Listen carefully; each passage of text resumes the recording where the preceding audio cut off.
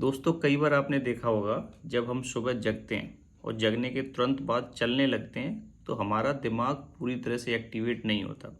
कई बार हम लड़खड़ा भी जाते हैं, थोड़ा सा कई चोट भी लग जाती है। ऐसा क्यों होता है? ऐसा होता है स्लीप इनर्शिया के कारण। ये स्लीप इनर्शिया क्या है? स्लीप इनर्शिया बेसिकली अगर आपने न्यूटन के रूल पढ़े होंगे, सो न्यूटन के 3 रूल हैं, पहला, दूसरा और तीसरा। So as per first law of the Newton, कोई भी वस्तु अपनी स्थिति में रहती है जब तक उस पर बाहरी बल नहीं लगेगा। उदाहरण के लिए एक कोई वस्तु रखी हुई है, एक पहिया रखा हुआ है या गोला रखा हुआ है, आप उसको धक्का देंगे, अगर धक्का नहीं देंगे यानी एक्सटर्नल फोर्स या बाहरी बल नहीं लगेगा तो उसी अवस्था में रहेगा, और जब धक्का देंगे तो अपनी उसकी अवस्था बदल जाएगी। दूसरा, आपने देखा होगा कुम्हार जो मटके बनाता है तो अपना पहिया घुमाता है, वो बाहर से बल लगाना बंद भी कर देता है तब भी वो पहिया घूमता रहता है। ये भी इनर्शिया के कारण ही होता है, यानी वो घूमने वाली अवस्था में तो उसी अवस्था में रहेगा जब तक बाहर से बल नहीं लगेगा।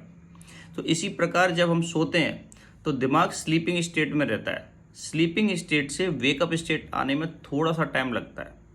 जब आप सोने जाते हैं उस समय भी सोने से, जब हम जग रहे हैं तो जागने की अवस्था से और स्लीपिंग की अवस्था में जाने में कुछ समय लगता है। ऐसे ही सोने से और जागने की अवस्था में कुछ आने में कुछ समय लगता है। इसको स्लीप इनर्शिया कहते हैं।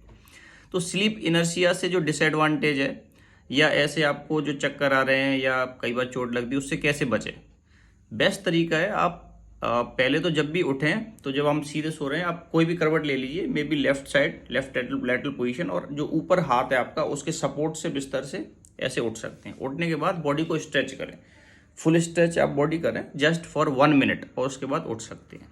दूसरा तरीका हमारे धर्मशास्त्रों में बताया गया है, एक मंत्र जो आपने सुना होगा, जिसे प्रातः स्मरण मंत्र भी कहते हैं, यानी नित्य प्रति हमें स्मरण करना चाहिए। क्या स्मरण करना चाहिए? आपने सुना होगा, ऐसे अपनी हथेलियों को रगड़ें, इससे बॉडी आपकी एक्टिवेट होगी, हल्का सा हार्ट रेट बढ़ेगा और खून का संचार पूरे शरीर में बढ़ जाएगा।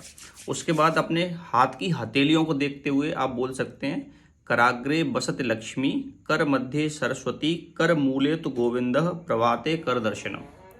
इसका मतलब है कि सारे भगवान है वो आपके हाथ में ही है, यानी ये जो मंत्र है वो पुरुषार्थ के लिए आपको प्रेरित कर रहा है। दूसरा मंत्र जो भूमि पूजन मंत्र है, वो समुद्र वसने देवी, पर्वत स्तन मंडले, विष्णु पत्नी नमोस्तुभ्यम, पाद स्पर्शम क्षमस्व में। इसमें पृथ्वी माँ का हमने वंदन किया है, जिसके समुद्र जिसके वस्त्र हैं, पर्वत स्तन मंडले पर्वत स्तन हैं, विष्णु पत्नी नमोस्तुभ्यम भगवान विष्णु की जो पत्नी है उनको मैं प्रणाम करता हूँ, पाद स्पर्शम क्षमस्व में, मैं आपके चरण स्पर्श करता हूँ और मेरे चरण आपको स्पर्श करेंगे तो मैं उसके लिए क्षमा मांगता हूँ। पाद स्पर्शम क्षमस्व में, आप मुझे क्षमा करना।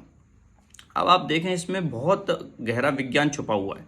पहला, आप जब ये 2 मंत्रों को पढ़ते हैं तो आप 1 मिनट का समय लगेगा आपको, कम से कम 1 मिनट, तो जो स्लीप इनर्शिया के जो साइड इफेक्ट हैं उससे आप बच जाओगे।